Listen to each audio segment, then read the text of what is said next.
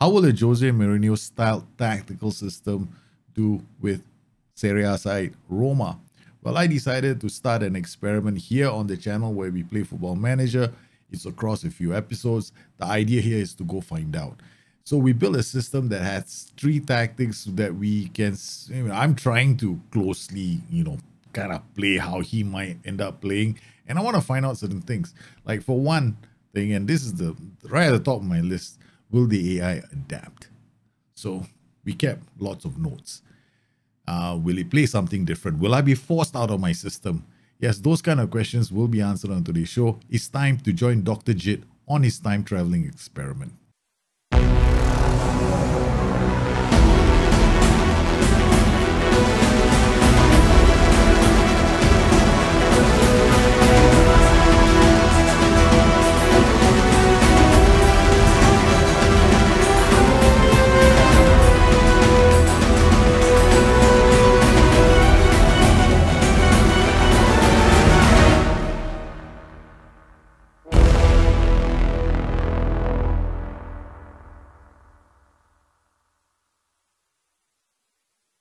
We had a simple tactical system, 3 tactics that Jose Mourinho employs.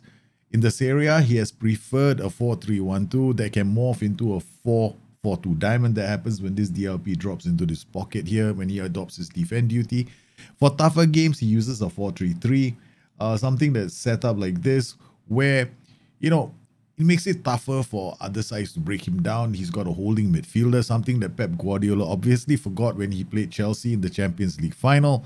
And of course, a 4-2-3-1 that he used at Real Madrid, a system that employs, we can call him a trequartista, he can be an attacking playmaker, but somebody who actually roams a lot in the final third. And this position with a playmaker and a box-to-box midfielder from a deeper position. So we used all these 3 tactics for the, for our little experiment. So how did we do? I won't bore you with the details. Serie A title, check. Unbeaten season at home, check. Europa Cup, check. So we achieved some glory. We brought in a cup. I think it's going to be very possible for Mourinho to get the Roma side to the Europa Cup final. What he really will need to pay attention to, of course, is strengthening this Roma side that needs to be strengthened, especially up in attack. We were denied an invincible season by 2 sides, Atalanta and Juventus, who both kept us from winning those matches.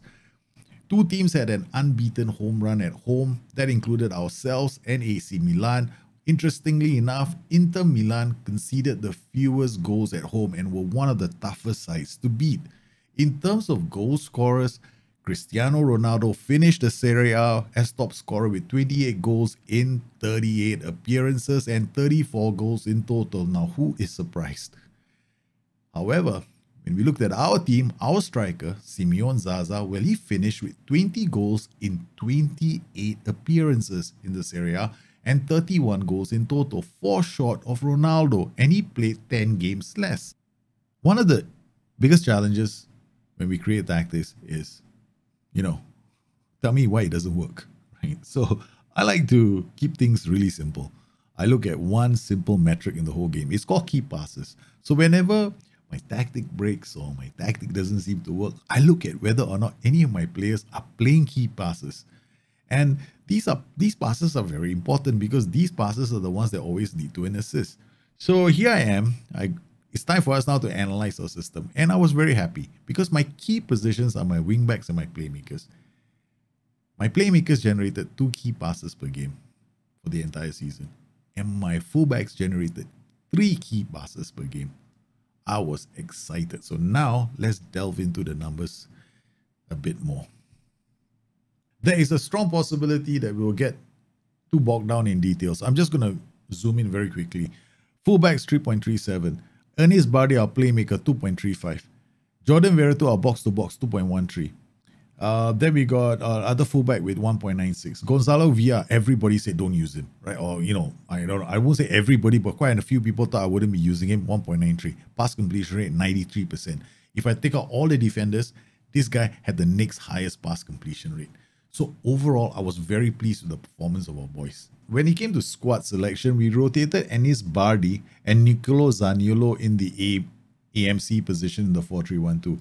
However, when we played the 4-3-3, both of them would frequently be playing in the same lineup, with Bardi playing as the central midfielder on attack and Zaniolo playing as the inverted winger on attack on the right flank. And if we swap to the 4-2-3-1, same thing would happen. Bardi would move in as a trequartista and Zaniolo would play as the inverted winger on the right flank. In terms of clear-cut chances created, the playmakers, fullbacks, and central midfielders combined for 43 chances. Bardi had 6 for the league, and Zaniolo maybe he only created just 1. But let's look at the other numbers here, and we can put that in perspective. Bardi scored 9 goals and created 8 more. So that's like a contribution of 17 goals, right? Zaniolo had scored 15 goals and assisted in 4, contribution of 19 goals. So if you look at the two boys, 17 on one side and 19 on the other side, I was so thrilled with the contribution of those two players. It's now time for us to jump into some of these matches, to take a look at some of these games, to try and understand the kind of tactical decisions I ended up making. Hellas Verona was an interesting game. Two teams playing narrow. We playing the 4-3-1-2 and Verona playing a system which has got 2 AMCs and 1 striker. And that's when I realized I was just playing into their hands by playing focus play through the middle. I mean, look at the middle. And so what I did was I changed tack and I started focusing play down the flanks. And it ended up becoming a battle of wing play between the two wing backs. We rose to the challenge and scored 3. In fact, it was a great game for our academy graduate Riccardo Calafiori, who scored his first goal for the senior team. Frosione was another team that decided, well, we want to play a narrow system with wing backs. And this focus play instruction that I gave to my team absolutely kept those two wing backs of the opposition pinned back for the entire majority of the game. We went to work. Zaza was the main beneficiary of our wing backs being able to bomb down the flanks, scoring 2 goals on the day. The third goal was brilliant work to bring the ball down the flanks, Bardi getting the assist. Napoli were going to be a big challenge, so I had to show them a lot of respect. So we ended up playing a 4-3-3 against their 4-2-3-1. But the difference in my 4-3-3 was that I applied focus play down the flanks so that we could easily put ourselves in a great position to deliver crosses towards the box. For our match against AC Milan, again, we played a 4-3-3 because we have a lot of respect for this team. Once again, what I'm looking for is excellent movement down the flanks, looking for players to make themselves available for the pass, helping us keep the ball against better sides. I mean, I think AC Milan are definitely a strong team in FM21. We played really well. Unfortunately, we just lacked that final zip in the final third. This game was all about defensive play. I was more interested to make sure that whenever we lost the ball, our marking system was good enough for us to recover possession of the ball and try and create some opportunities for us on the other end. So by the end of October, we had 2 draws, and the table looked pretty interesting with quite a few surprising teams near the top. One of the hardest matches I had to play was against Torino. Torino set themselves up in a 4-2-3-1, and we, based on the scouting reports that came in, this was a team that had one of the best conversion rates in the Serie A at that point. So I decided to set myself up in a 4-3-3. Now you can look at the XG. The XG tells you a story. From the moment the game started, Torino was applying all the pressure on us. And I had to make a decision around the 19th minute mark. That's about the time when I decided to swap my formation. So I quickly came out of this formation after they almost took a 2-goal lead, right? Within the first 10 minutes. I came out of this and I immediately changed to a 4-3-1-2. I started paying attention to a lot of transition patterns, including something like this. When they played the ball and our fullbacks would start intercepting the ball and cutting up all their attacking moves down the flanks, and we started producing swift counters of our own. If there was ever any performance that was Mourinho-ish, this was it. A 1-0 win wasn't particularly flashy. We were very defensive. We kept trying our best to make sure that they didn't have any easy chances on our goal. And we did just that. Start of the season, I'm playing a 4-3-1-2. I'm hammering everybody. Then, towards the second half of the season, I started start seeing things that aren't there. For one thing, we are weak against the 4-2-3-1. So the 4-3-1-2 has vulnerabilities down the flank. So I started seeing more and more teams playing the 4-2-3-1. What I failed to realize was that these teams were playing at home. I wasn't changing my tactic, but they were having a more offensive tactic at home. So each time I went to their home ground, I was faced with the 4-2-3-1. I started going, holy cow, they've changed. They're attacking me now. Last time they just come and they get hammered. Now something different is happening. But in reality, I had forgotten that teams have a home and away tactic, right? So I started having to adjust the way I played. What I forgot to take into account was my 4-3-1-2 and my 4-2-3-1 are both attacking systems. My 4-3-3 is the one that I hold down the fort with. So against Sassuolo, a team that has been very difficult to beat this season, I went there. They had a 4-2-3-1 setup. We went 4-2-3-1 versus 4-2-3-1. I fell behind by 2-1. We managed to score 2 goals to turn that match around. So we were 2-1 down. We came back to win 3-2. And what I did was I switched to my 4-3-3 DM system just to, keep the 3 points. So for the final game of the season, we are 3 points clear with a goal difference of +10. So to all intents and purposes, I've won the title, because the only way Inter Milan are going to take the title is if they score 11 goals past one of the best defensive sides in the land, Roma. So, yes, needless to say, we won the title. We could have done it a week earlier had we beaten Genoa, but you know me, I was reserving my best players for the Europa Cup final against Tottenham Hotspur.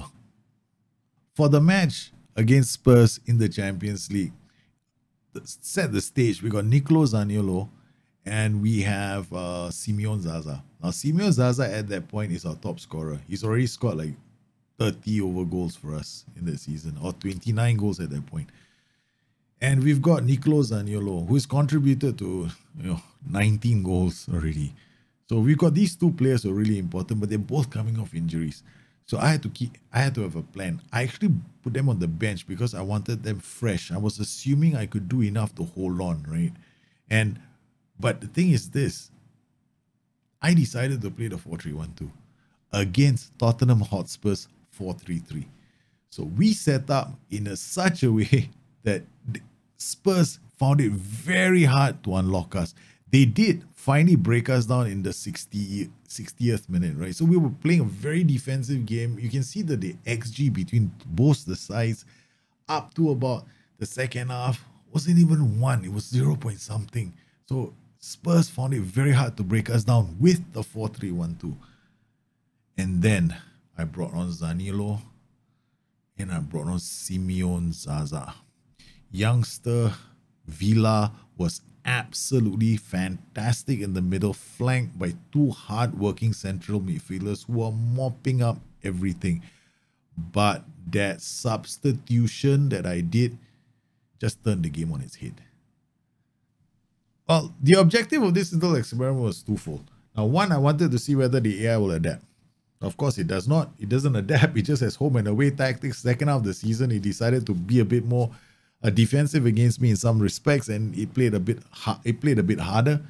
Now, what about Mourinho over at Roma? Now, what's going to happen when he takes over the club?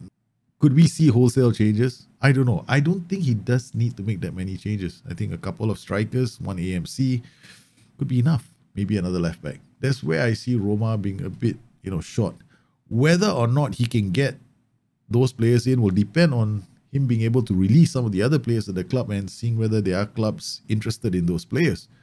I mean, Steven El Shaarawy came from China, right? So I'm not even sure any club is interested in signing him. I know at one point Liverpool were many seasons ago, but things have certainly changed. So a lot will depend on whether they can get good money for players like Pellegrini. Luca Pellegrini, not Lorenzo. I think I'm right. I always get those 2 Pellegrinis mixed up, So let me know what you think in your comments below. What are your thoughts? What do you think is going to happen at Roma? And once again, I am taking part in, not once again, it's actually the first time I'm taking part in the FM playoffs this weekend. So you might want to catch up with me on Twitch on Saturday and Sunday. It starts at about 4 p.m. BST, the draft mode on Saturday, and about noon BST on Sunday. So I would love it if you guys popped in, because I have absolutely no clue what I'm doing when it comes to draft mode. So I'm probably going to get my ass handed to me on a plate. See you guys. Once again, thanks for your support. Take care, stay safe, stay healthy. I'll see you again soon. Bye-bye.